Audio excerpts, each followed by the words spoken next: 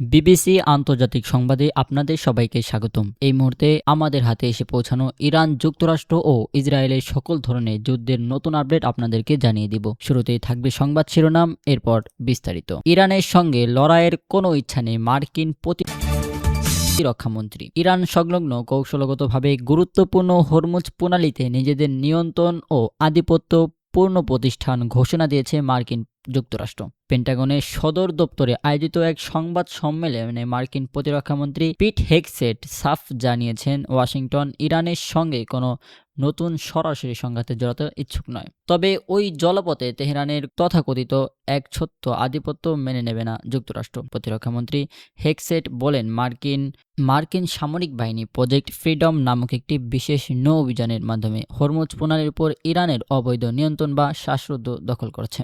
তিনি স্পষ্ট করে হরমুজ প্রণালীর উন্মুক্ত করা এই প্রতিক্রিয়ায় মার্কিন বাহিনীকে ইরানের আকাশসীমা বা জলসীমা প্রবেশ করতে হবে না।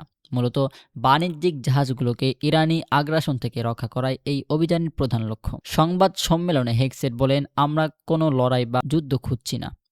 ইরান দাবি করে যে তারা এই প্রণালী নিয়ন্ত্রণ করে, কিন্তু বাস্তবে তাদের সেই দাবি সত্য নয়। আন্তর্জাতিক আইন অনুযায়ী ওই জলপথে অবাধ যাতায়াত নিশ্চিত করতে এবং নৌ চলাচল নিরাপত্তা নিশ্চিত করতে যুক্তরাষ্ট্র এই পদক্ষেপ নিচ্ছে।